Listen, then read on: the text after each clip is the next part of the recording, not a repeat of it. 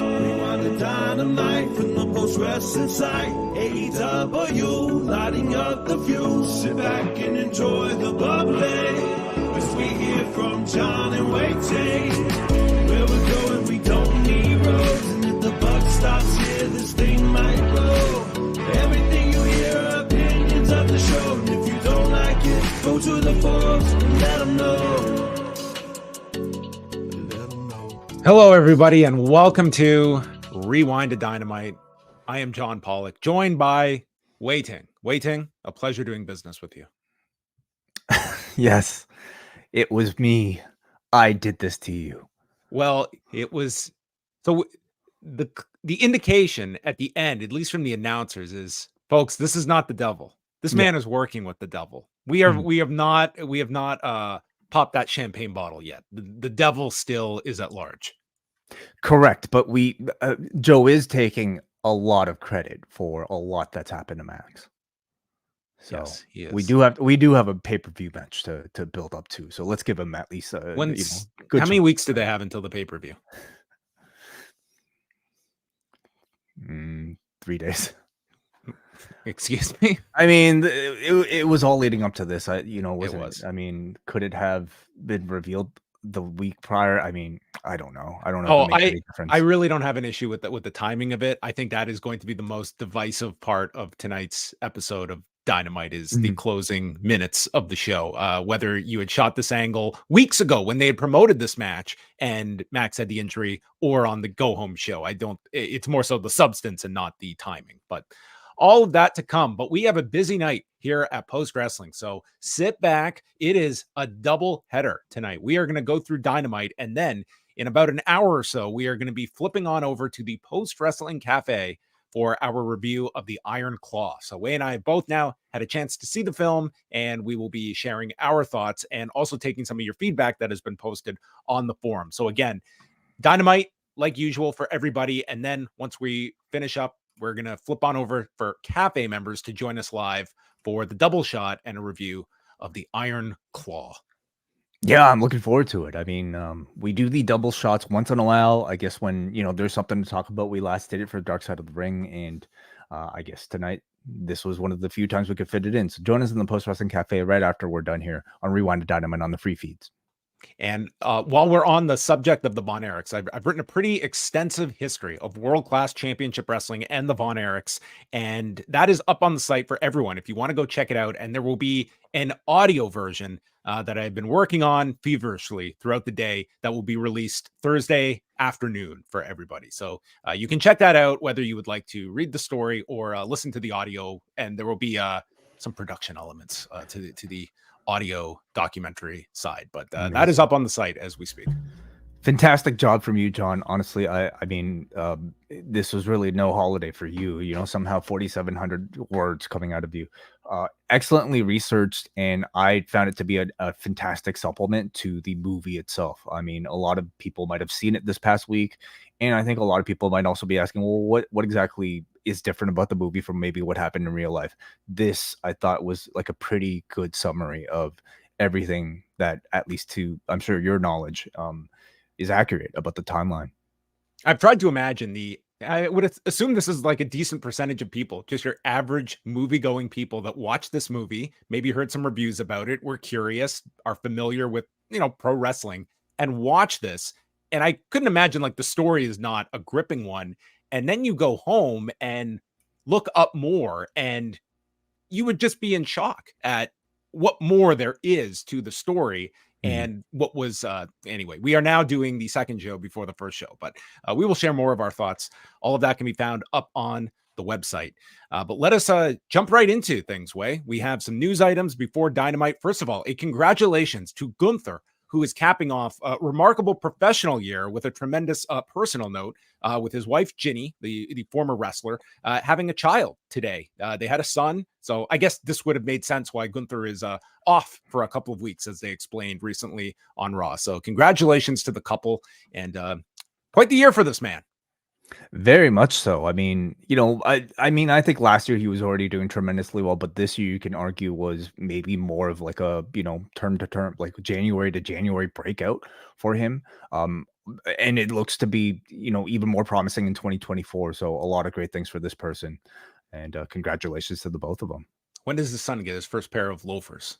Sockless loafers. Ooh, like a Walter's or Gunther's go home attire when he will dress up for his go home promo. Those maybe like a cute little trench coat onesie, perhaps. Possible. Can you imagine like Gunther, those hands changing diapers? Can you imagine that? Oh yeah, I mean, man's you just start from scratch when you got the baby. Everything that is old is now new again. Yeah. Congratulations. Well, MLW put out a statement regarding the WWE settlement, and Casowitz Benson Torres, on behalf of professional wrestling company MLW Media, has reached a settlement with WWE over MLW's antitrust and state law claims against WWE for monopolizing and attempting to monopolize the market for the sale or licensing of media rights for professional wrestling programming in the United States. On December 22nd, MLW filed a stipulation and proposed order of dismissal of its lawsuit against WWE with the U.S. District Court in the Northern District of California, notifying the court that the parties have entered into a settlement agreement. So the only difference is when we previously spoke of this, there was a pending settlement that they were still finalizing. Now it is done. The case is over. We can make a natural assumption that MLW is getting something of note for this as a result of the settlement to make this problem go away for the WWE. And, this is, it was natural to make some of the comparisons. Could this blossom into something as much of a thorn in the side as the UFC antitrust case has? But it's not going to get anywhere near that level for WWE. That is cutting this out before it became a big issue of discovery. And we're getting into emails, which if you're following the UFC antitrust case, I mean, every day there are new emails being uncovered, business practices. I mean, we are getting a full deep look into the UFC's terms of business and how they have run their business. And you have to imagine that WWE, they just thought enough was enough, and let's cut this off now before. And I'm sure this was getting very, very costly on the MLW side too. So when I guess we'll see if it was a significant amount, WWE may have to disclose it, but we also may never know the amount that is being exchanged here, or if there's anything else beyond just financial figures. Was this a result you might have expected when this whole thing began? Did you think it would go this far? I always look at these cases as a settlement being the likely outcome. I still don't think it's a guarantee that the UFC is going to go to trial in April. I just feel that's always got to be expected, no matter how strong a case there is, no matter how long these things drag out. I mean, sometimes when you, like Martha Hart, for instance, like that was like, she was adamant. It was not about money that she was fighting over. Like, she wanted to have her case in court. And at a certain point, like, her legal team, when they got a settlement offer, was like, listen, I know that you are fighting this noble cause for your husband and to get his story out. When we are in these deep waters, it's only about money. And the faster you realize that, the faster you will understand that if you get something that you can walk away with, create something in his memory, which they did with the Owen Hart Foundation, that is probably the best case scenario. Like, this is not where you go to have, moral justice. That, I mean, it's great if you can achieve that, but more often than not, these cases, it just comes down to what is the price to make this go away, and how strong your opposition is and the case that they have together. So that is that for MLW. In the meantime, CM Punk had his first match inside of a WWE ring in nearly a decade on Tuesday night at Madison Square Garden. WrestleTix reporting 15,831 tickets distributed, and Sean Ross Sapp over at Fightful reporting that this was said to be the highest grossing domestic non-televised event ever for a WWE event. And Brandon Thurston noting that prior to last night, we don't know what the gate figure is, but the last record house for MSG for a non-televised event from Polestar was just over $769,000. So we're talking high six figures that this event would have generated. And that record was set all the way back in 2018. So for those curious, the tickets that were out when Punk was announced was around 11,000. So they almost got to 16 here, according to WrestleTix. Wow. Did you get to see the match as clips were circulating? And what did you think of CM Punk and Dominic Mysterio? A very house show match.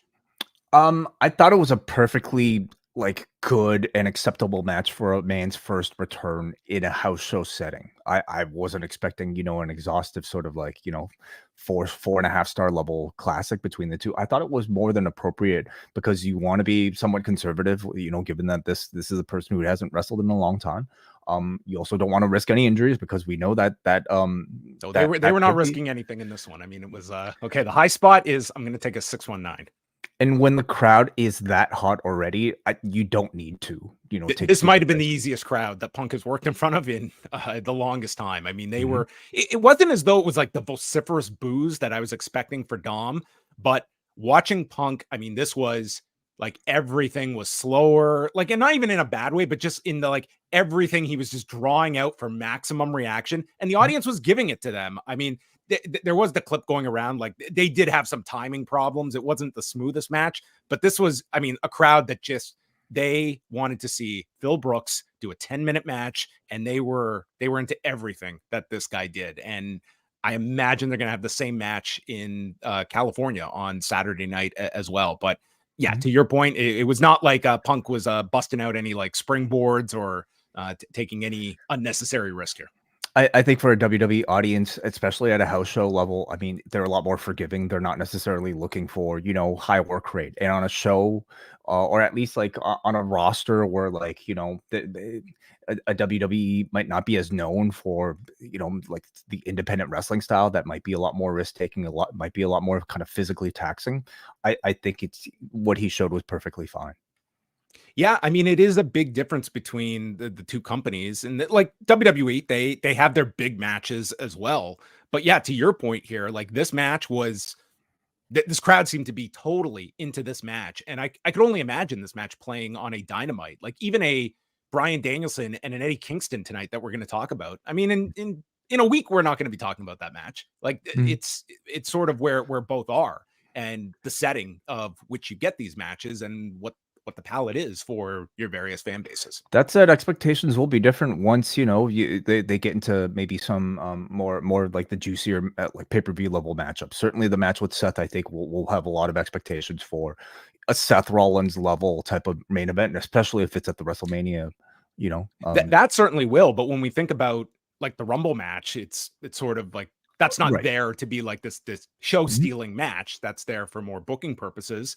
And then you would think he's on the Australia show in February as well. Like we might not see like a televised singles match with Punk until we get to Rollins. It's hard to imagine they would keep him off wrestling on television until then. But even so, I could see them putting him in six mans or tags on Raw, and the first big singles match might be Rollins, or at least the February pay-per-view. I think the goal for the WWE right now is to use him very strategically. He still feels incredibly fresh, and you can peak to several, big ratings by promoting his first TV match, his first six man, his first whatever. You want to get as much mileage out of this person while he's new, while he's still, I don't know, under good standing. I would say not just with the audience, but with the company as well. And you also want to minimize those injury risks. So I'm sure he's being encouraged not to do any crowd dives, which I don't think he did on the weekend. Tonight, business is very strong for these traditionally big house shows for WWE. Tonight, they have Split Cruise in Boston, with, again, WrestleTix noting over 9,600 tickets out for that show, as well as Detroit tonight, over 8,100. Thursday night, they have a show in Laval, Quebec, and Houston. Friday, it's in Toronto and Las Vegas. And Saturday, it's the lone show at the Kia Forum in Inglewood with CM Punk and Dominic Mysterio. So some pretty big live events. And then they're going into San Diego on Monday, and they are very much hyping up their shows for Monday, Tuesday, and Friday next week with the New Year's, what is it? New Year's Knockout Week, or some moniker that they have tagged on to Not this. really following. Well, Chris Jericho was ringing in Christmas morning online, and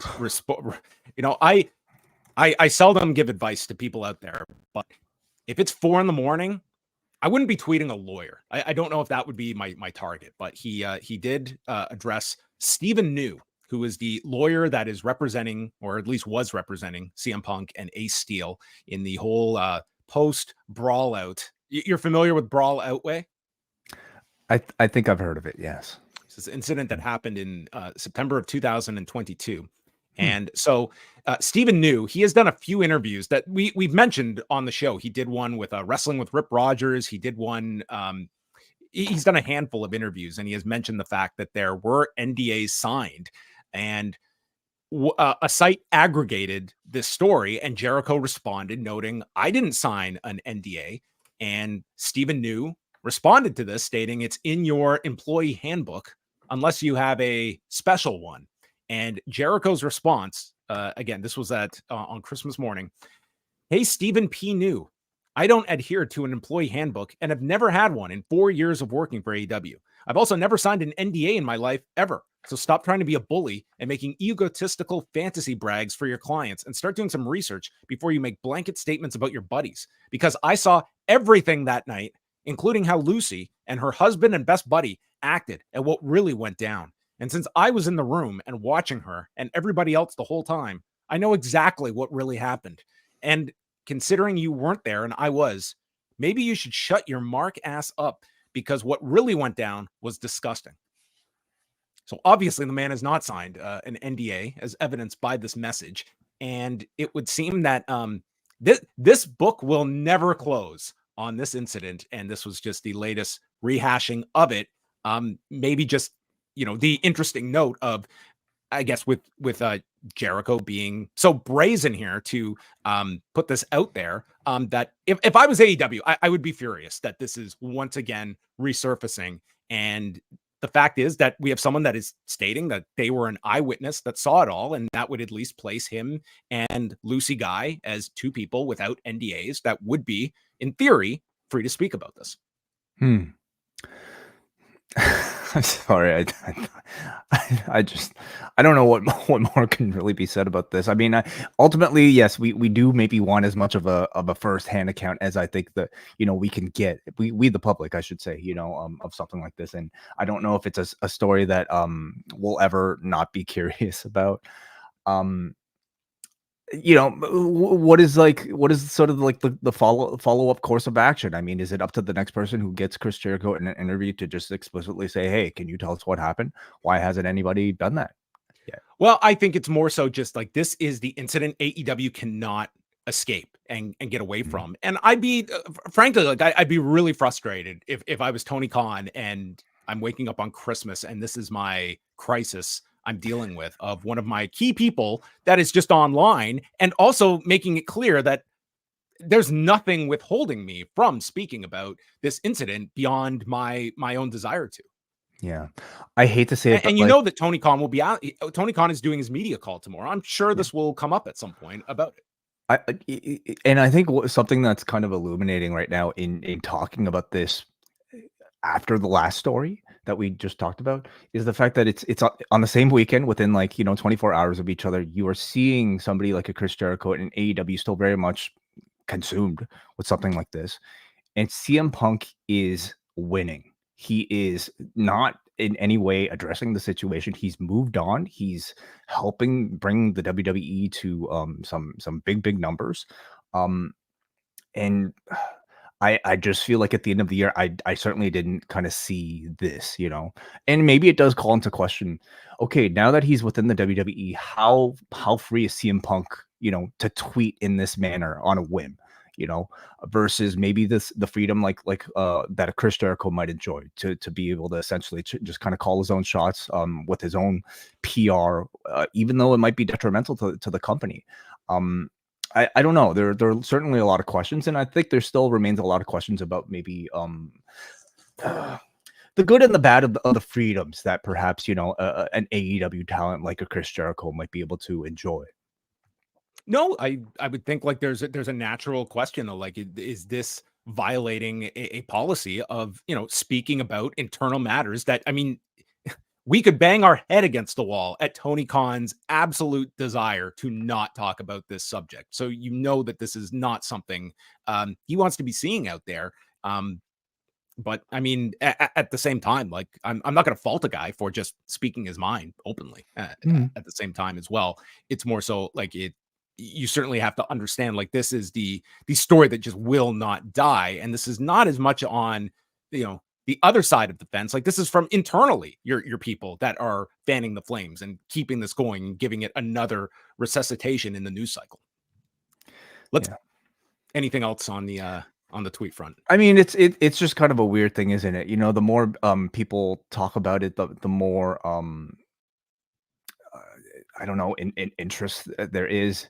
And I suppose ignoring it is difficult. Now, I think we should also state this is Chris Jericho's website that he was like the aggregator, right? Web is Jericho. Yeah, I don't quite know what his connection is to this site. If he's like, if he owns it, if he runs it, I just don't know what the connection is with this.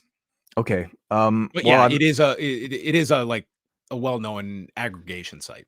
So it just might have been his own way of like, I don't know, like, putting a bit of extra press towards his own website. And I don't necessarily know if it came at, he could do many things to put attention on Web is Jericho. I don't know if that would have been my, it's 4 a.m. You know what could use some traffic?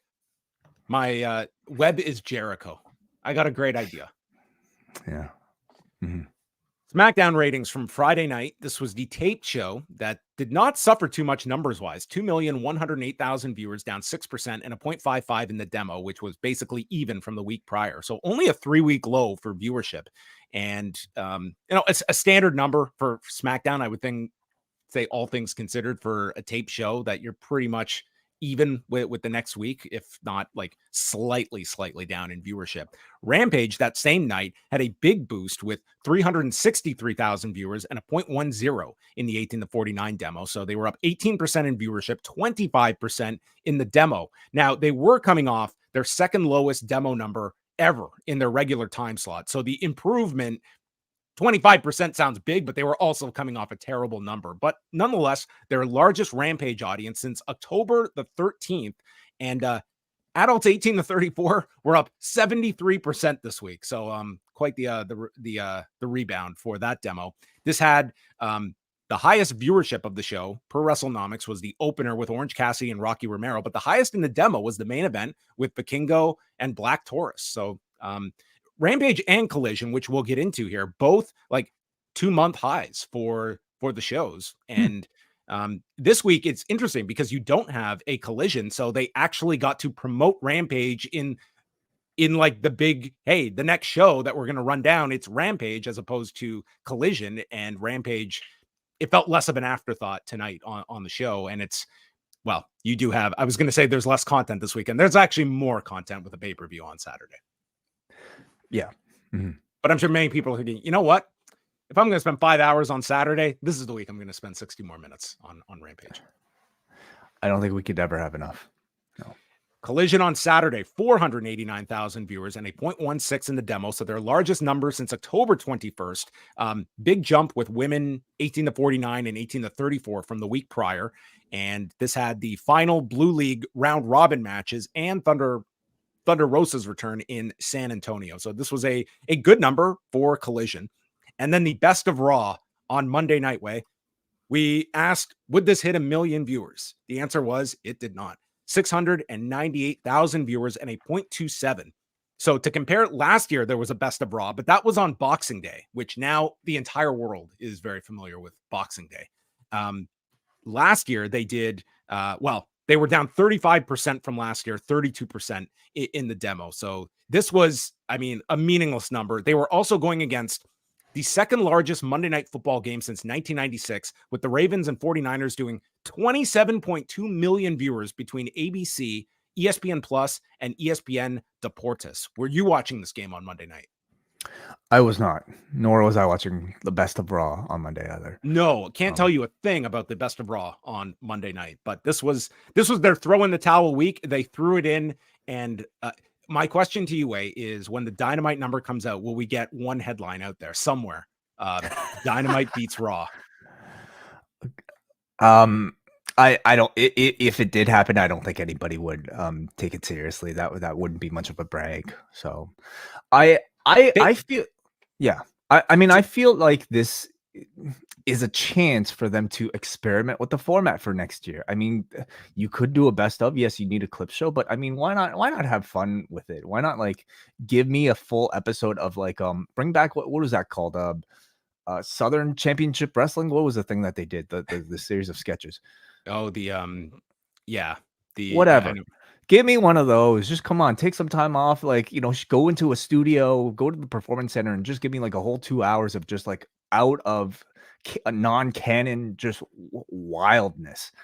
Something pre-taped, and just to give me an excuse to perhaps tune in if I happen to be there. Well, next year the shoe is on the other foot because Christmas Day is on Wednesday next year. Ooh, interesting. Okay. Yes, and let's not forget that could be the final Dynamite on TBS if they happen to sign elsewhere. Mm-hmm. So, maybe an excuse to throw in the towel then, if that's the case. Maybe they will just put on the best of the Devil's Masked Men after their reign of terror in 2024. Yeah, every segment. Thank you, Brian. Southpaw Regional Wrestling. How could I forget? All right. Last things here before we get to Dynamite. There's several shows coming up over the next few hours of note. All Japan has a show that is coming up in just over an hour at Yoyogi National Gymnasium, and it is headlined by Katsuhiko Nakajima and Kento Miyahara for the Triple Crown, which is an interesting match because Nakajima could be losing the Triple Crown. We don't know what his tenure is with All Japan, if he is sticking around, if he's going elsewhere, but it's possible you could have Miyahara win back the title here. Regardless, the winner will be defending against Charlie Dempsey on January the 3rd next week at Korakuen Hall. There's also the return of Shotaro Ashino as he's teaming with T-Hawk. He's been out since breaking his forearm back at the Carnival in May. There is also El Lindemann defending the junior heavyweight title against Dan Tamura, and Jun Saito versus Rei Saito, the battle of the world tag team champions. And another return on this show is Davey Boy Smith Jr., who has been out for 3 months with diverticulitis. And he is coming back, teaming with Minoru Suzuki and Hokuto Omori against Hideki Suzuki, Hikaru Sato, and Suwama. So if we're comparing diverticulitis recoveries, he missed 3 months with diverticulitis. And not all diverticulitis Skye or no, but I mean, just in terms of, for a pro wrestling return, I mean, yeah, not all diverticulitis conditions are equal, but regardless, something similar there. And then Stardom, is it just the meat in Canada that's affecting all these Canadians and with their diverticulitis? What's going on? Brock, Davey Boy, when you think about it, Vince has had it. I mean, yeah, it's not so much a Canadian Vince, but all right. Are you trying to say we should cut back on meat, you and I? Maybe more salad in our diets necessary. Right. Finally, Stardom. They are at Sumo Hall. This will be happening early Thursday morning, 3 a.m. Eastern. It's a pay-per-view, but then we'll be appearing on Stardom World. The main event is Suzu Suzuki, who won the 5-star Grand Prix, taking on Maika. And this is to determine the new World of Stardom champion after Tam Nakano had to vacate the title, one of many women that have been injured over the last couple of months. And we also have Mirai defending the Wonder of Stardom title against Saori Anu. And Mirai has been champion since July. Julia is taking on Megan Bain. Utami Hayashita and Saya Kamatani are defending the Goddesses of Stardom titles against Natsuko Tora and Momo Watanabe. They just won the belts a few weeks ago, so most likely I would see them holding on. And Mayu Iwatani is coming back from injury. She has been out since early November. She will be teaming with Saya Ida, Hanan, and Hazuki, taking on Starlight Kid, Ruka, Rina, and Fukugen Death. So that is coming up. Karen Peterson will be covering the show for the site. So you can get all of that, as there's a ton of big Japanese shows over the next week between All Japan, Stardom, Noah. New Japan has a little show coming up next week. Everyone is running big, as Japan is this is the week to go to Japan if you are seeking out pro wrestling. Got my bags packed. Let's go. Well, let's go to Orlando, Florida, the Edition Financial Arena, for tonight's New Year's Smash edition of Dynamite. 5,288 tickets out per WrestleTix, and we are getting right into the Gold League final with Swerve Strickland, Jay White, and Jon Moxley. And Tony Schiavone plugs the pay-per-view coming up Sunday night, and Excalibur does the professional broadcaster correction where he's not just, oh, Tony, it's actually on Saturday. Instead, he just picks up from Tony and just does a natural plug coming up Saturday on the pay-per-view to hopefully it registers. Then Tony Schiavone plugs it a second time on Sunday. And this time both him and Taz are like, it's on Saturday. You can show up on Sunday if you'd like. But Schiavone, I think this man might have been showing up on New Year's Eve to Long Island. I'm sure it's confusing. I'm sure they have to, coordinate with their own. He probably thought we were doing Collision. Yeah. So the match begins. They go into the crowd. Moxley is seated in a chair, drilled by this running knee from Swerve. And then Jay White chop blocks the previously injured knee of Jon Moxley that he worked on last week in their match. And we get Swerve going for a Fosbury flop, nearly lands on his feet when White gets out of the way. And the audience, certainly like you had your cheers for Jon Moxley, but this audience was behind Swerve Strickland. And that just grew and grew throughout the match. And Swerve goes to the top, slips, regains his footing, hits a big high cross to the floor. Moxley is out of the match for a while, selling his knee. And then they'd exchange where Jay White was selling for a time. They go to the timekeeper's table and Jay White shows up and nails Moxley's knee with a chair. And because it's a triple threat, no DQs. So they can just use endless weapons. The three are standing. They're all trading. Swerve stops a Blade Runner. Then the JML driver gets blocked. And then it's a Blade Runner hit to Moxley. And we think he's going to fall to the move for a second week in a row, but Swerve breaks it up. White comes back with more chair shots to both men. And then he sets up the chair in the corner. Swerve reverses, sending Jay White into it. And then it's Moxley with the choke on Swerve. And this crowd, they are so amped for Swerve to win after he gets a roll-up counter and nearly catches Moxley. They're trading strikes, and then the JML driver is stopped when Moxley bites the hand of Swerve. White then shoves Swerve off of the top when he's going for the stomp, and it's left to White and Moxley, where the Blade Runner gets blocked, big inside-out lariat, and a Death Rider as Moxley pins Jay White in 23 minutes and 15 seconds. And in both matches that we got tonight, rare cases where we got two picture-in-picture breaks. So, and two of the longer matches in quite a period of time on Dynamite. Deserving, I mean, considering they're the finals, so I thought it was a great match. I thought it was a match that really showcased a lot of the strengths of the three-way dance. Great pace of action. There was never a dull moment throughout the entire thing. And I thought some really excellent coordination between the three men in sequences that involved everybody. I thought Swerve, like you said, John, was the biggest babyface here. Even above Jon Moxley, he was the one that the crowd seemed to want to win the most. And he's been excellent for a long time, but because now he's actually over, and especially as a babyface, everybody is reacting that much more to the creativity and the fluidity that he exhibits in the ring. That feels very unique from a lot of other people on this company. So it's great to see that his in-ring is being appreciated a lot more now that his character is as over as it is. They protected him by not having him get pinned. I really feel this tournament has been a wonderful sort of follow-up for him, coming off the momentum off the Hangman Page match. It really has taken him to the next level and has very organically converted him into being a very successful babyface. I thought Jay White was utilized very well in this match too. I don't know how many instances you might have seen him in three-way dances, but I thought he was used really well as first of all, the full-on heel among the two here, but also his methodical, more body part focused style, along with his explosivity, I thought were really well utilized in the match as well. So very, very good match, I thought.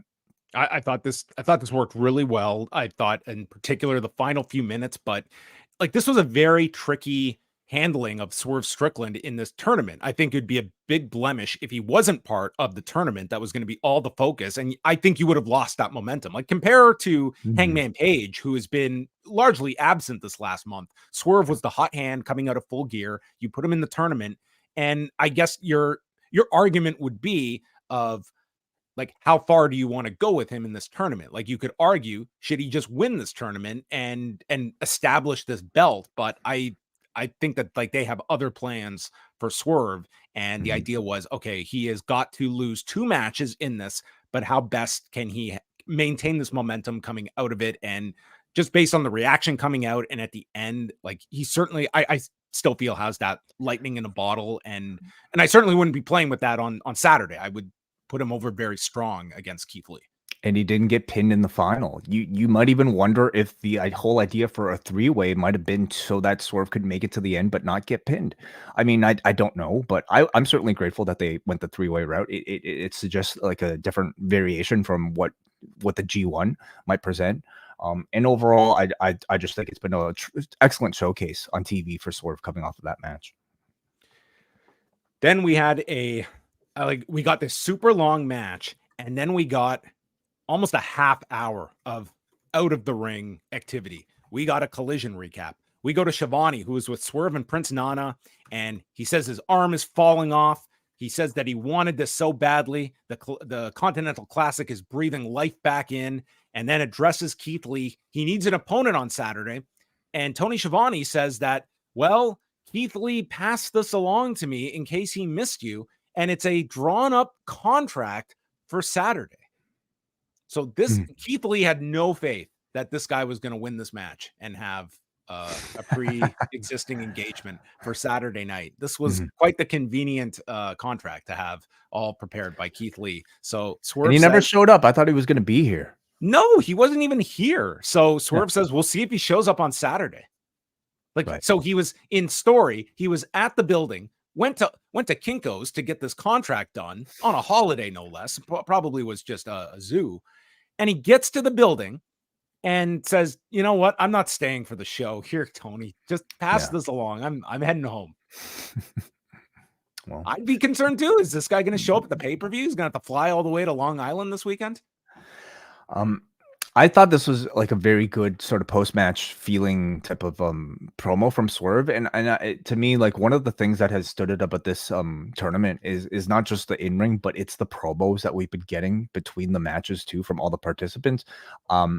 I think as much as the in-ring has sort of shown to be a pretty high standard, the promos have been as well from everybody involved in this thing. So it would be great to continue to have that be sort of like one of the emphasized hallmarks of this tournament going forward, so that we can, all look forward to it in the future.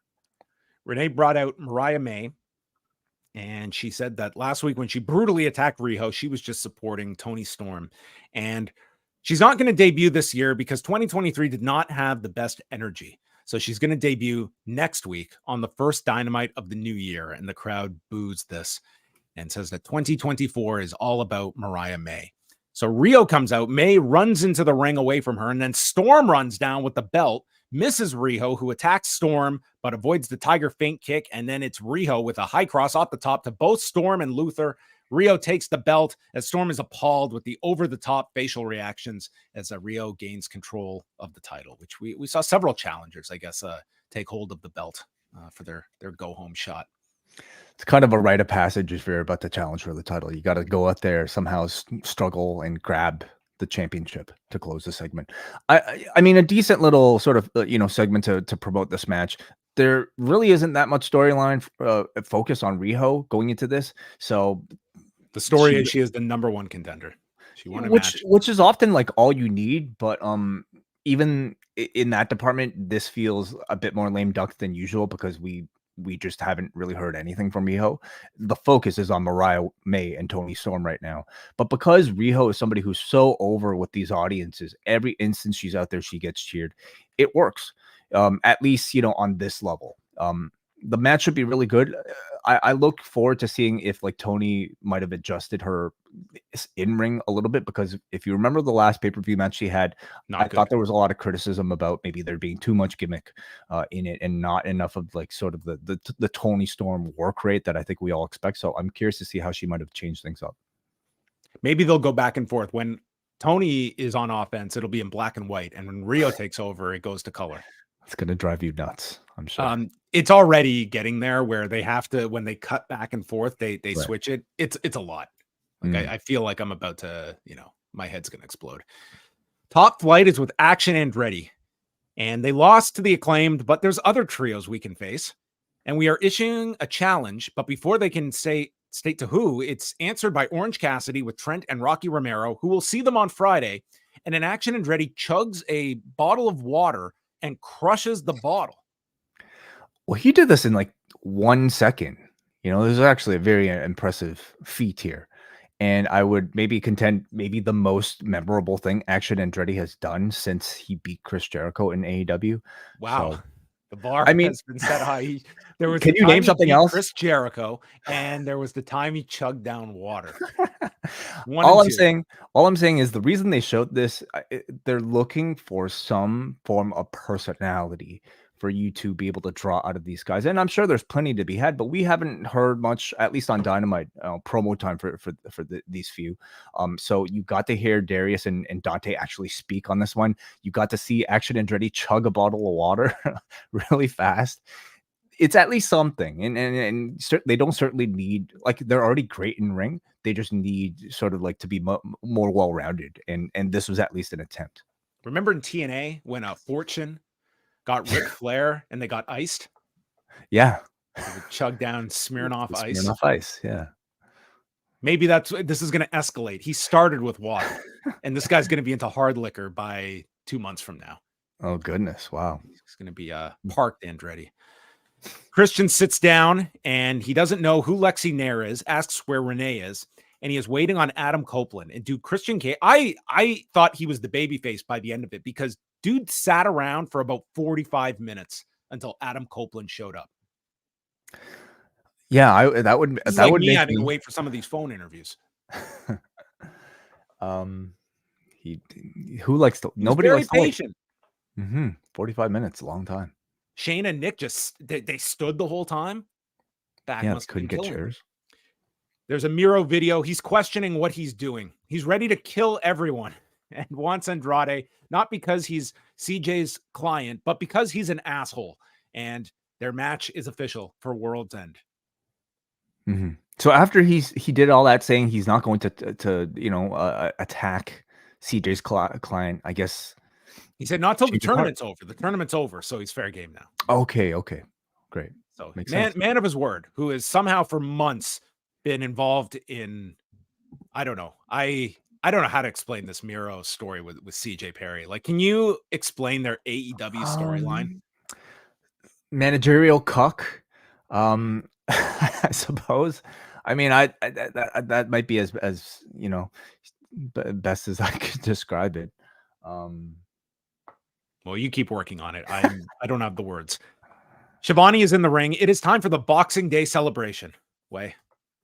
Yeah, true holiday for everybody. Americans aren't really familiar. I guess they have Black Friday. We have both, actually. So yeah, dude, did you see some of the videos at the Eaton Center on Boxing Day? Like, it looked crazy, dude. Are the deals even that great? Come on. Have these people not heard of online shopping? My dad went to a mall yesterday morning. He's like, I went at 9 a.m. I'm like, what are you doing going to the mall at 9 a.m.? Like, the last place I would want to be on Boxing Day. What did he buy?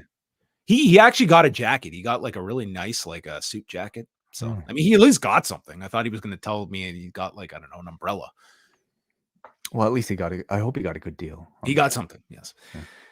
So Shivani brings out the Don Callis family, lots of heat for Don Callis, and there are 4 paintings that he is going to reveal for his family members. The first one is a painting of him as Tupac with Powerhouse Hobbs. The next one is him and Takeshita, where Callis is all ripped up. And then there's one of him and Kyle Fletcher beating up kangaroos in Australia. And I would assume these are all from a Mel Coleman Art, who I think is probably financing herself to her dream home based off of this Don Callis character, as she has now just become like the go-to painting dealer for Don Callis and his angles. A very distinctive style that certainly works for these sort of over-the-top paintings. Yes.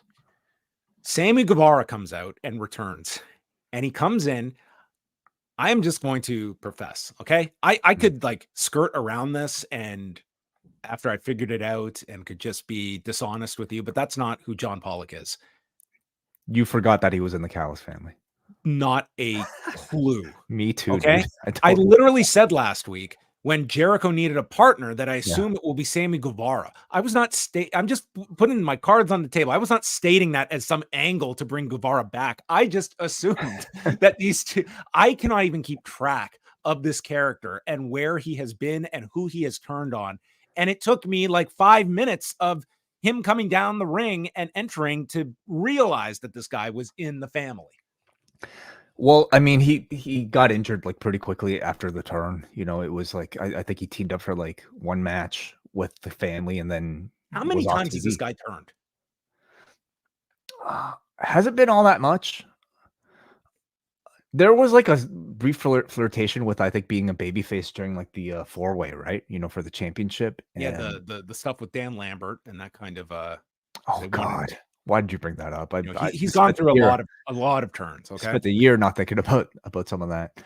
Yeah. Listen, he's really not established at all with the Callis family. None of us even really remember. So this just seemed like a late undo. Well, Callis never called him while he had his concussion, but he has a painting for him, and it's the family surrounding Sammy, who's holding his newborn baby. And Guevara looks at this painting and says, "Who told you you could put my baby on that?" And Callis says, "You're not mentally capable of being a parent. You're going to need all the help you can get."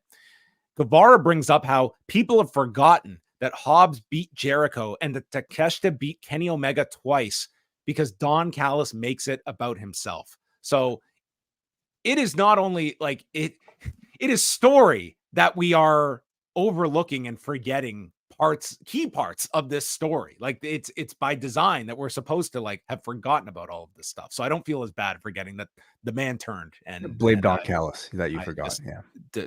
Ejected it from my memory bank.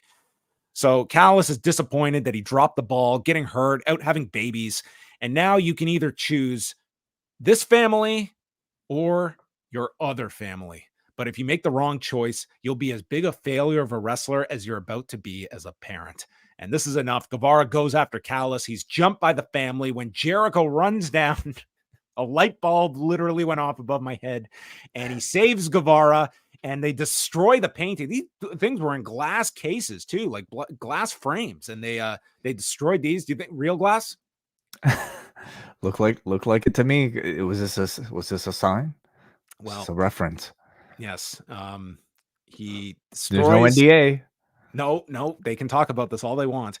And Guevara also destroys the painting, and they tease the Mega Powers handshake, but instead they hug, but only for the briefest moment. This dude in the front row, he was just at the edge of his seat. He was so happy. And then Starks and Big Bill jump them. The lights go out. Sting and Darby appear. My head is spinning. I was like, what direction are we going in? And the four are left alone in the ring, and we are getting an 8-man tag at the pay-per-view with Sting, Darby, Jericho, and Guevara against, let's do it off the top of my head. We've got Big Bill, Ricky Starks, Hobbs, and Kyle Fletcher.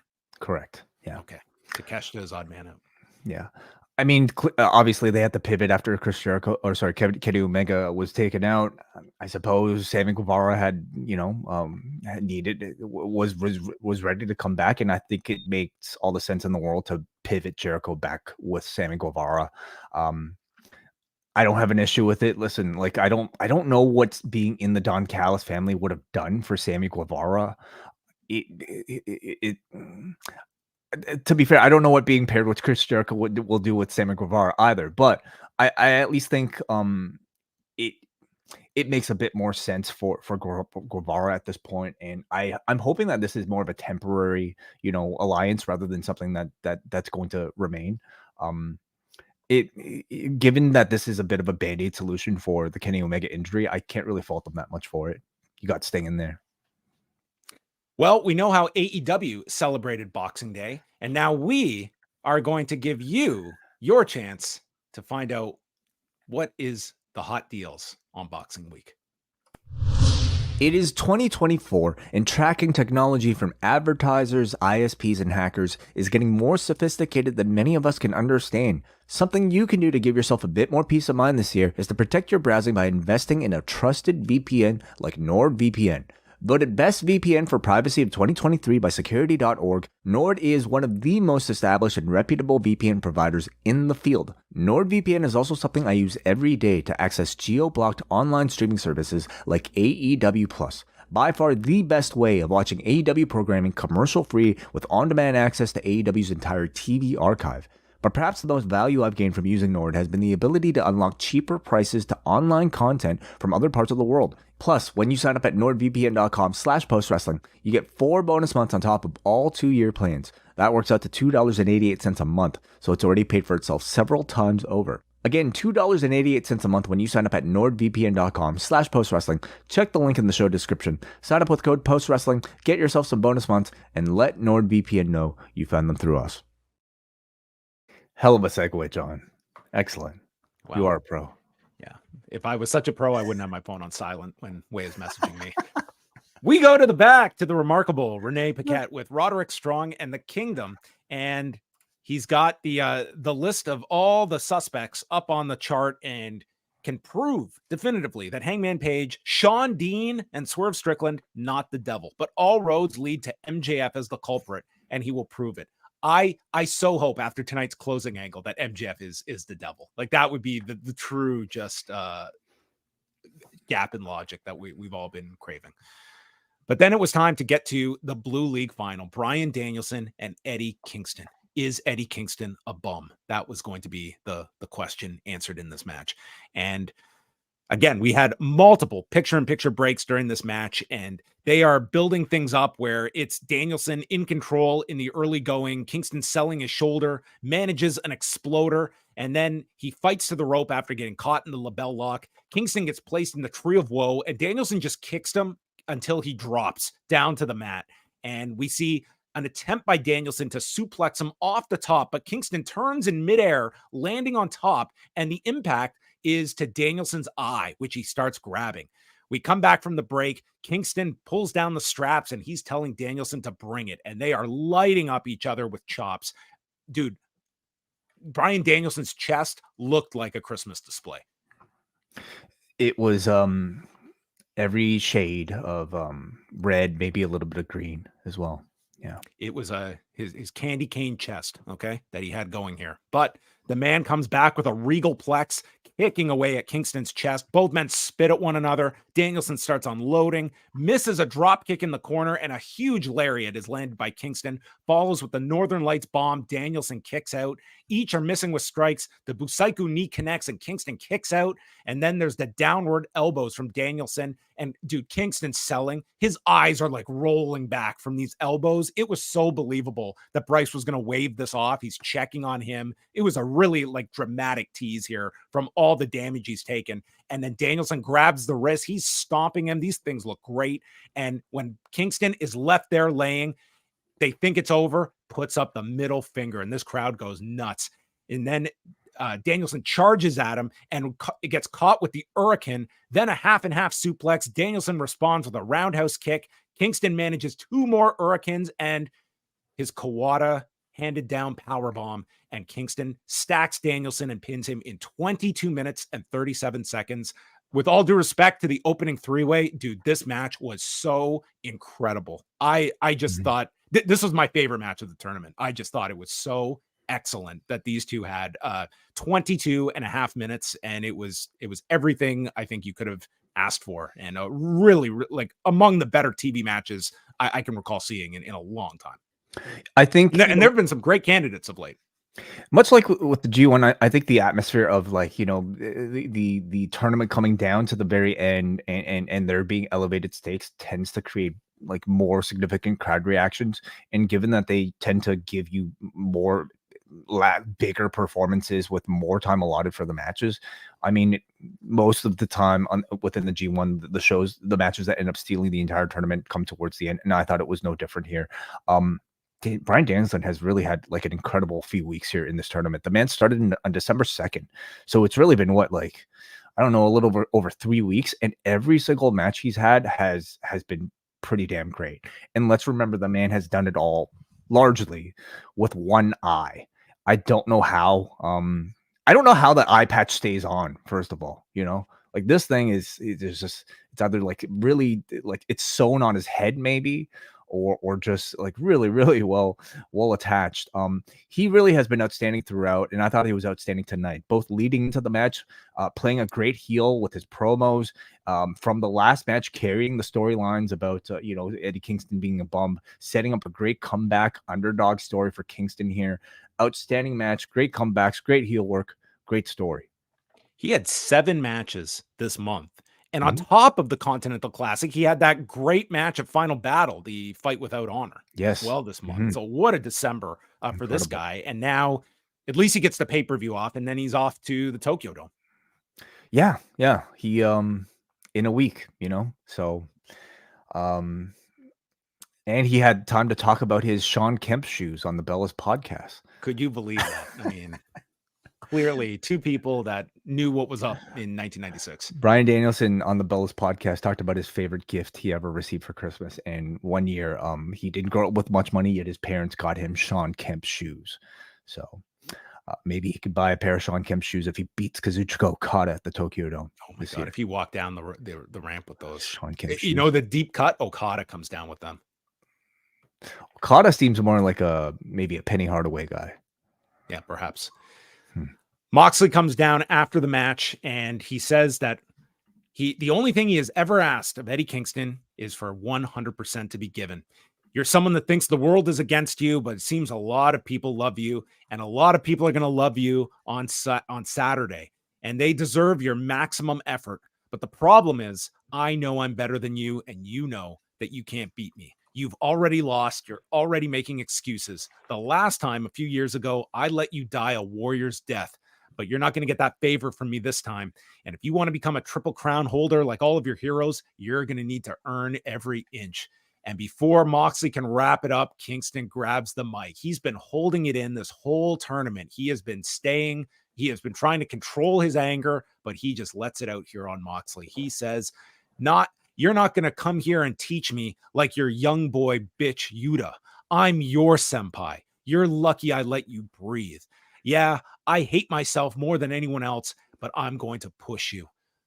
A while back, I was going to quit AEW, but you said I can't quit because we need to shape the younger guys. I will give you everything that I have, and that's my outline. And then the credits came up, and that was the end of Dynamite, one of the best episodes of the year from AEW. Perfect ending to the show. Honestly, maybe the show would have been better off if it just cut off. It would have been significantly better if this was the final image that we had on this show. This showdown was just so great between these two. It was the type of showdown where you could kind of tell, hey, these guys were just going to go out there. They were going to completely wing what they were going to say with the complete trust of everybody in the back, because who can you rely on but these two to deliver like organic feeling, live, real sounding promos? Not only did they, so they've kept Eddie Kingston and Jon Moxley pretty much apart for like a long, long time. They've had interactions via the BCC, but their grudge has never really kind of been like pried into like it has been tonight. And maybe that was because they wanted to hold off until this specific moment.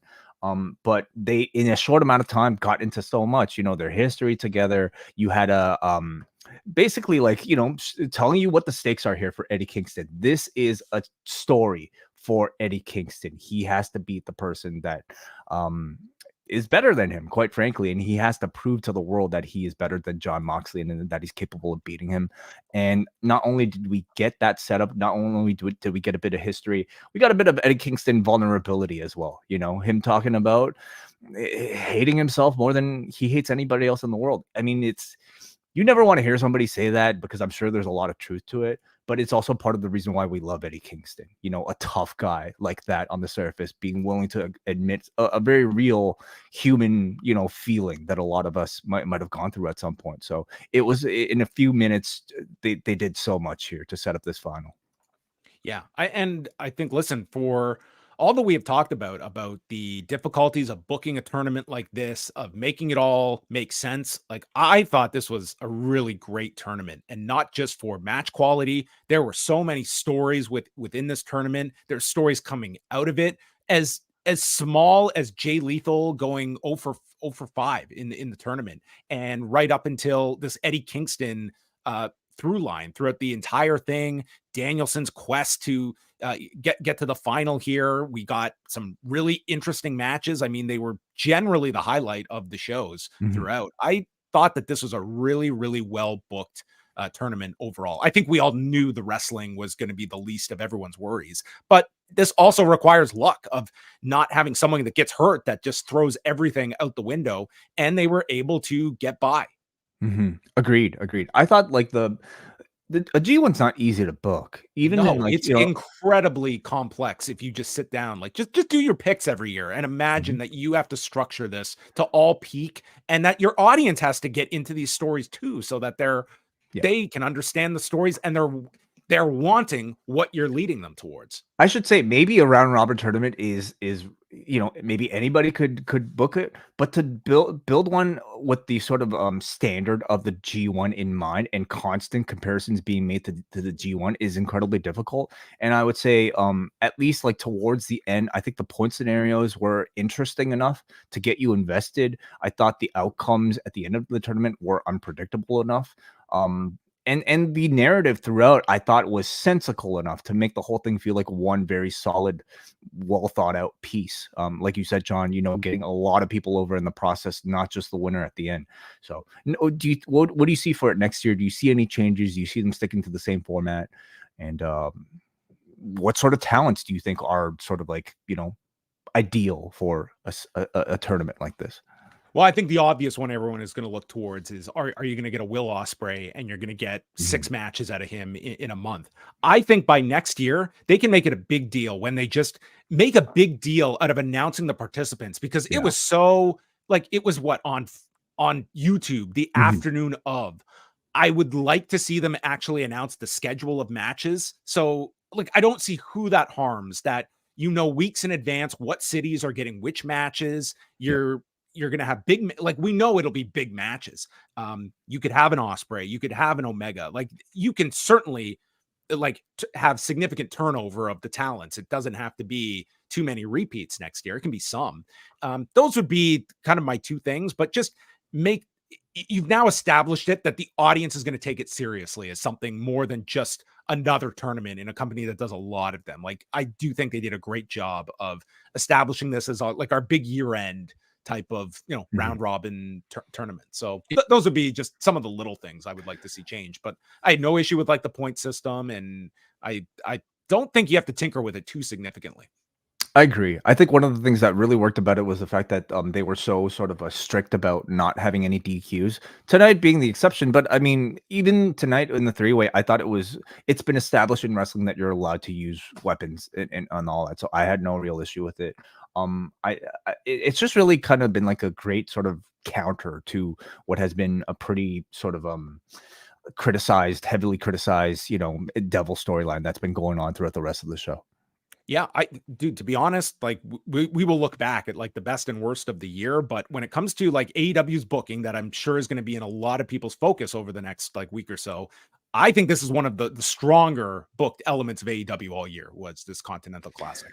We'll see if they stick the landing. I mean, it's pretty obvious that it's got to be Kingston winning, right? Just given the story they've set up, given the fact that Moxley is about to go to New Japan and compete for another championship, which he might not win. Is it pretty much a lock that Eddie Kingston comes out of this being the Triple Crown champ? I don't say anything's a lock. I mean, that is a logical story to get to, of Kingston winning. I think that will be the biggest moment on the show. Quite frankly, this feels bigger than the title match to me. Could they fly Kawada in to present him with the oh my gosh, can you imagine? No, they'll put him in the front row and he loses. God, don't bring your family, Eddie Kingston. Taps off 2023, the year of the family and friends in the front row. It is New York. I mean, let's remember that. Oh yeah, the location is certainly not lost on people. It's gonna be Eddie. Come on. So they're finally ready for the sit down with Christian Cage. Adam Copeland just storms in, attacking Christian Cage, and we get this big brawl. They go out into the hallway, and it's like a Where's Waldo of all these performers that are getting involved. Kevin Matthews is towering over every single person, and they did a fine brawl here with Copeland breaking free and getting towards Christian Cage, who what a waste of a night for Christian Cage. Just wait all night, and then you get attacked when the guy finally shows up. Didn't think that was true. They should have had the security ready. Wouldn't this have been a logical retaliation by Adam Copeland? Would this have been a logical retaliation? I mean, you thought this guy was just going to come in and sit down and be all polite. I mean, they never agreed to no contact. Tony Khan forgot to get their word. Right. Maybe he should have opted for a satellite, face to face or a Zoom call, perhaps. But I was maybe a little bit disappointed just kind of seeing this. No brawling allowed. They have to sign an NDA. Yeah, no brawling allowed. I was maybe a little bit disappointed just because, like, when they promoted the segment, I thought we were going to get some really great promo battles between the two in a sit-down setting, right? Because I think these two just have a lot more, to give in that sense. But I thought this was like an approach that I thought worked well too. Like, it's realistic to believe that the next time Adam Copeland saw Christian Cage, he would just want to lay hands on him. So they opted for that. I mean, I thought it was fine. Kris Statlander, Skye Blue. We got Stokely Hathaway on commentary, who is trying to recruit Kris Statlander. And we also got the stat that Kris Statlander, Chris's stat, that she has not been pinned in an AEW ring in 19 months. Right. Which felt like one of those telegraph things that someone just looked this up because she was about to lose in an AEW ring for the first time in 19 months. So granted, a lot of that time was due to her injury, but still very impressive. And almost the fact that you kind of wish that they made a bigger deal out of when she was champion, or even when she was like not champion before they decided tonight. Yeah, exactly. Midway through the match. Yeah. So anyway, match was fine. They were certainly suffering from the fact that this was late in the show, and I think they had come off the two big matches that had been promoted on the show. Blue tries to counter a powerbomb and rolls through, and then Kris just deadlifts her and hits the powerbomb for a 2 count. And Skye Blue pretends to have an issue with her eye, so Aubrey is distracted, allowing Julia Hart to nail Statlander on the turnbuckle, and then Skye Blue hits a code blue off the turnbuckle, which looked very good, and pins Statlander, ending the streak at 19 months, losing on AEW programming. A bit of a shame, with a 19-month streak that might have, felt like a bigger deal when it was finally ending than just something like this. But I think they just want to establish, this black and blue connection between Skye Blue and Julia Hart. Can you explain to me exactly like what's been going on with Skye Blue? So she gets infected. She resists turning heel. Okay. Like, remember, she spat a blue mist on Julia Hart, but then she turns heel with her anyway. She stopped taking the antibodies. Right. So the corruption did work. She's let it consume her now, and it's turned her into the darkness. Okay. I'm not as high when we have to get into like the particulars of this story, but the audience has definitely gotten into Julia Hart. I like the team a lot. I like seeing Julia Hart and Skye Blue together, and I think there's just sort of like a refreshing of like personality and character for Skye Blue is making her feel like a bigger deal in and of itself. Blue continues attacking Statlander, and she's got a dragon sleeper applied when Willow runs down. And Statlander's just thinking, like, you couldn't have showed up like 5 minutes before when I was getting double teamed in this match. My streak was on the line. And then finally, Hart and Skye Blue exit the ring. They're staring down Kris Statlander and Willow Nightingale. And then Abaddon appears, to which the announcers remind us, yeah, it's Abaddon that's challenging Julia Hart at the pay-per-view. I was like, oh, right, of course. Way too much going on in this one. And the fact was at the end, it's like, oh yeah, this is the title challenger. She's here. She just like basically came out to remind you that it's Abaddon. Yeah, Abaddon really has been like a Collision exclusive type of, story that you kind of would have to follow through that. I imagine you'll get a lot more in relation to this match on Rampage. Just might be the odd match that they're kind of saving to build on that show. Renee interviewed Ruby Soho and Saraya. Ruby's facing Marina Shafir on Rampage. So Saraya said, your birthday's coming up next month, so I've got you a present. It's Harley Cameron to be your helper. And then Ruby takes a phone call from Angelo Parker, so she leaves. And then Harley Cameron, who is a QT-less, pulls out a butcher's knife. And I have nothing more to add to this. Yeah, I don't know. I must be missing some context about this one too. I guess they want to show that she's crazy. What is she helping her with? I guess filleting, moving with a knife. Yeah, maybe you've got to open boxes. Boxes. You're packing boxes. No, you got to open them once you get to the new home. Oh, you're right. Okay. No, all that tape doesn't just open itself. All right. Anyway, Rampage on Friday. We've got Soho and Shafir, Andretti and Top Flight against Best Friends, Matt Sydal challenging Wheeler Yuta for the pure title, and we will hear from Chris Jericho. What's he going to talk about? Anything, John. He didn't sign Rampage. an NDA. He's free. Live mic. Well, pre-tape mic. And then we got the update for the pay-per-view. Among the matches added, we've got the 8-man tag added, the pre-show, which they are advertising the pre-show that start at 6:30 p.m. Eastern time. They're promoting a 90-minute pre-show. Well, like last time. Wow, that's I think the last time they did this too, the first 30 was just talking. Just like video packages and stuff. They're only advertising 2 matches, so I'm imagining it's not going to be the full 90 minutes here. But we have a 20-man battle royal for a TNT title shot, and Hook against Yuta will be on the pre-show for the FTW title. With FTW rules. You know what that means, John? Real glass. On the pre-show. You're right. And then this felt like, well, first of all, they plugged FTR winning the ESPN and PWI Tag Team of the Year award. Would you have given it to him this year? FTR has. Trying to think back. Maybe in the conversation, yes. They had some really great matches on Collision this year. I haven't done my picks yet, so I'm not going to state if I'm going to go with FTR. Nor do I imagine that our awards will be acknowledged. No.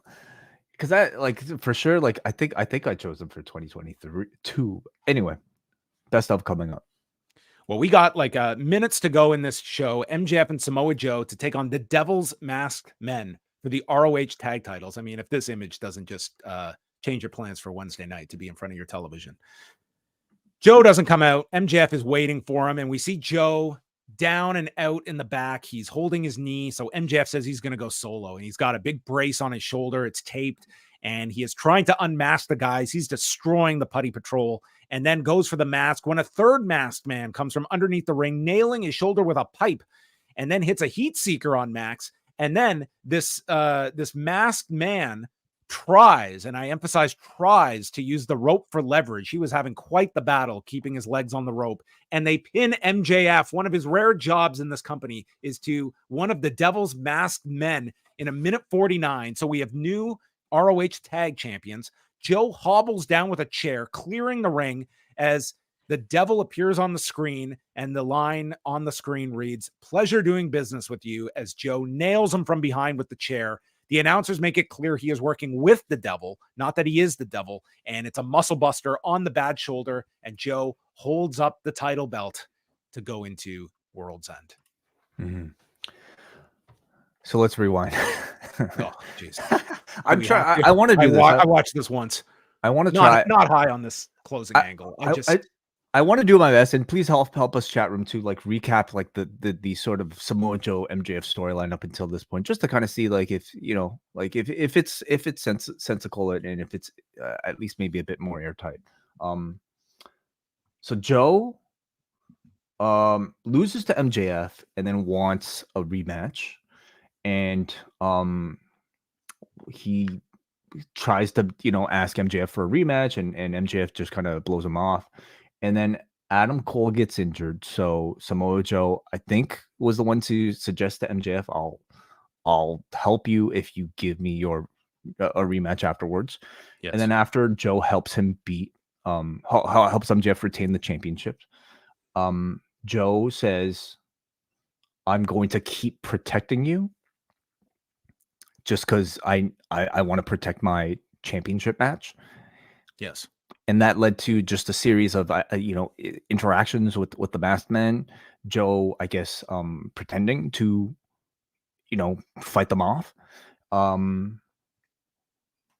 Joe pretended to get injured tonight and then revealed himself to be working with the masked men so he could injure MJF.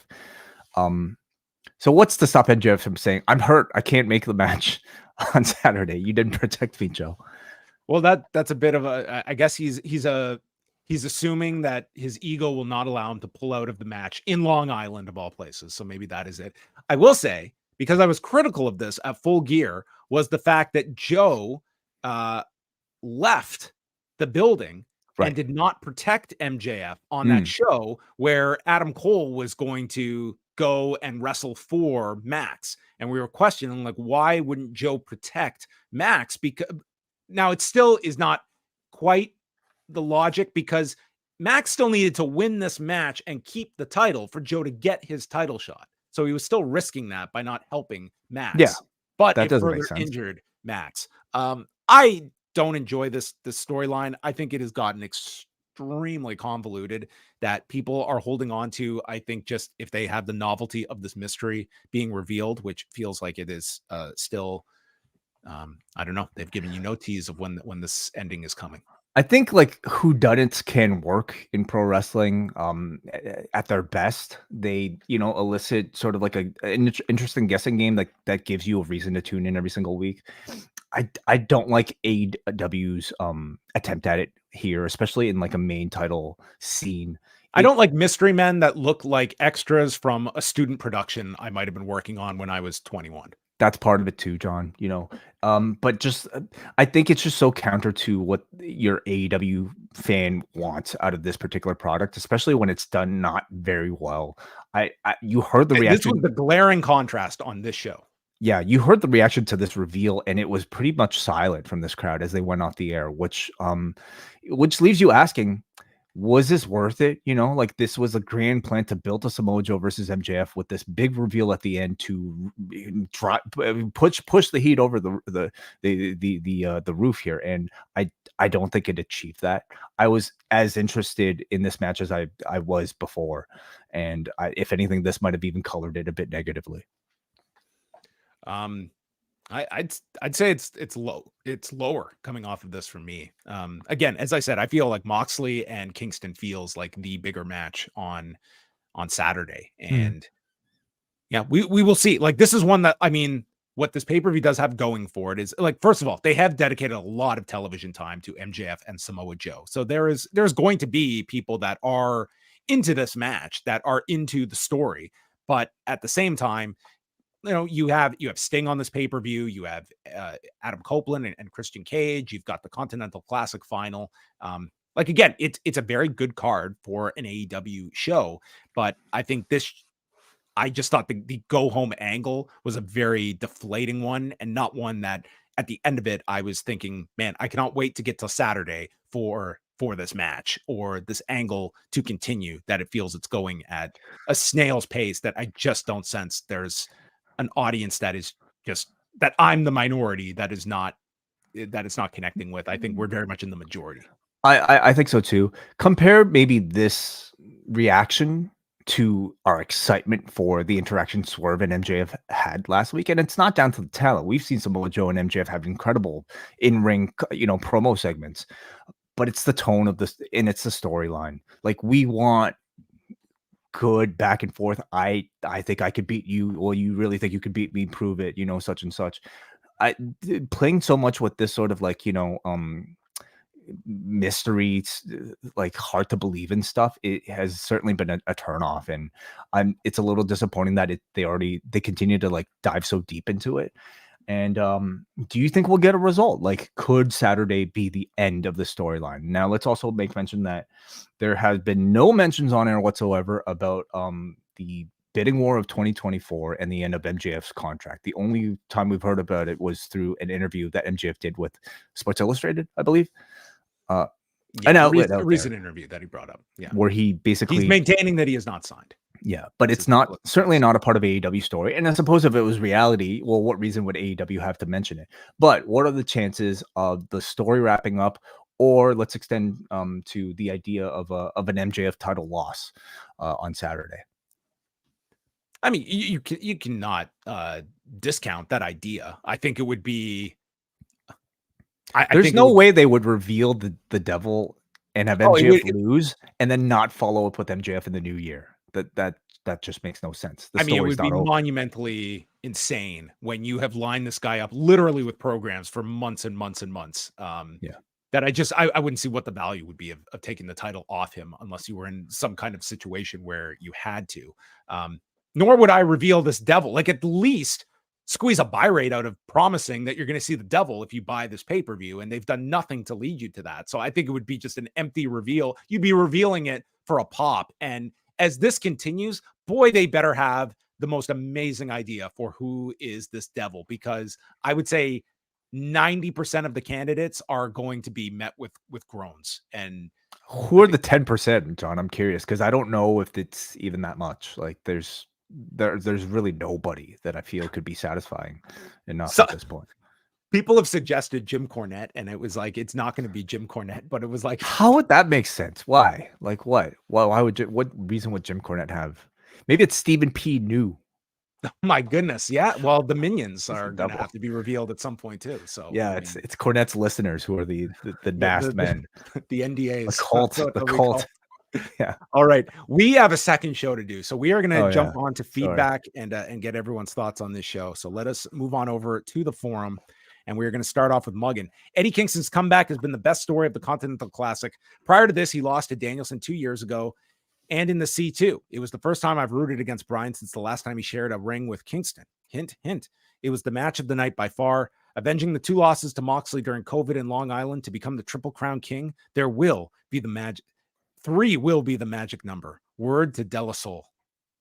All right. Very nice. Thank you, Muggin. He could not write Muggin, and I would know exactly who wrote that. Hey, we have a few super chats to get to from our viewers live at youtube.com/postwrestling. We are live after every Raw, after every Dynamite, and after every SmackDown in the Post Wrestling Cafe exclusively on Friday nights for members. But let's first go to Jake Olinar, who sends $2 to say, Aces and Eights is now better than I remembered. Okay, let's not get crazy, Jake. Come on, this is not that bad yet. It brings people back visually to Aces and Eights, I would say. We go to Maroa 12004 who sends $10. Thank you for that support, Maroa. He says, or they say, it was a great show with a bad ordering of segments. Devil stuff should have started, followed by 3-way. Everything else in the same position with Danielson versus Eddie closing and Mox and Eddie promo after. I don't disagree, because it's the main event of the pay-per-view and because it's a world title program. I think they felt like this was the appropriate close to the show, but I wouldn't disagree at all. Ending with Kingston and Mox certainly would have felt like a more hotter end to the show. And I think you'd also internally have to have the belief that this angle is not clicking. I don't think that they have that belief. I think they are pushing this. This is the hardest thing they are pushing by leaps and bounds. So, I mean, yeah, to me, it was just such a different feeling I had at the end of that Moxley Kingston segment versus the end of the show. And the feeling you should have had was what you had coming off Moxley and Kingston, where had that ended, boy, I'm buying that pay-per-view this second. Yes. Thank you, Maroa, for the super chat. Let's go to Andy, who sends 200 rupees. Thank you, Andy. He says, Eddie overcoming Dragon was incredible, and the interaction with Mox sold me on their match, which has me giddy with excitement. The Callis Family and Devil angles were poor on me for sitting through it. Well, you're a dedicated viewer. You want to watch everything. I understand.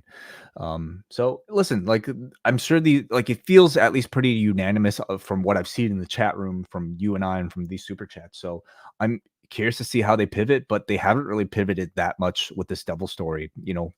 I really didn't have the biggest issue with the Callis segment. Like that audience, when Guevara and Jericho reunited, like for all of my misgivings on where everyone was slated, like that crowd reacted in the exact way they would have wanted to. And by the end, you got the surprise of Sting and Darby and a match that comes out of it. So I really didn't have the big issue with that segment at all.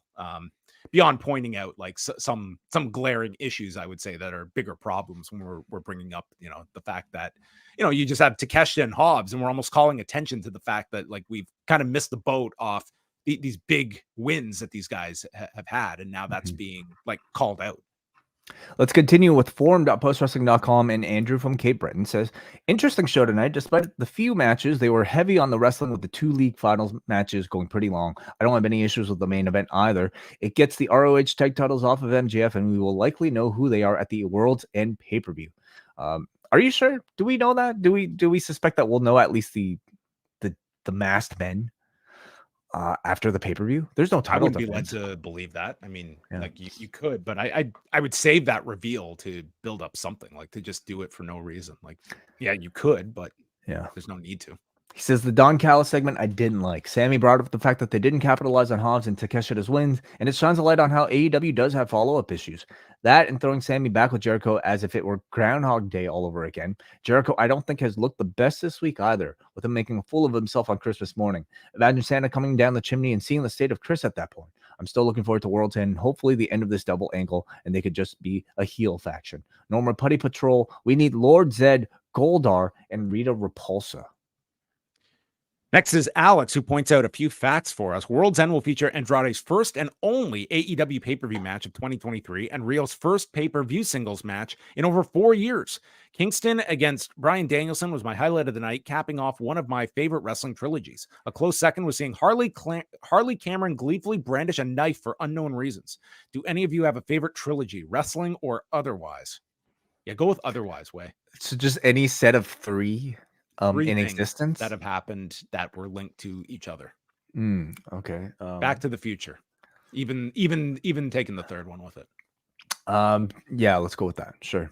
Do you have one? It's too late, and I'm looking at the time. Okay. Let's go to Brian from New Jersey, who says, I thought the 2 league finals were quite strong with Danielson and Kingston going the way I thought it would. I thought the show overall was enjoyable, but boy did it end with a wet fart. Felt very rushed. Didn't make me more excited for MJF and Joe. Possibly less excited. Gave me Russo vibes. That all said, I think the pay-per-view looks good on paper. Omega being on the DL, leading to this more loaded 8-man tag involving the tag champ Sting and the reunited Lace Sex Gods, loading up the star power on World's End to make up for the absence of him, Adam Cole, Bucks, and presumably Bryan Danielson with Wrestle Kingdom coming up. Okay. And the last one here is Jordan from the Bronx. The Continental Classic is definitely a success and should be done annually. All of the matches felt important and the quality of wrestling was fantastic. 5 weeks with 12 wrestlers was a great way to allow guys who normally wouldn't have focus to show what they could do. I like Mox and Eddie, with Eddie winning in New York to finally get over the one hump he's never been able to conquer in AEW. Conversely, the double storyline has felt stretched thin. I feel like MCU fatigue in that there's major plans ahead that seem exciting, but the events between the introduction and the reveal have not been that interesting. Acknowledging that the Adam Cole injury was a big hit on the story, there just isn't enough to keep me interested beyond a let's get it over with approach. It's to the point where whomever the devil is might end up being a disappointment.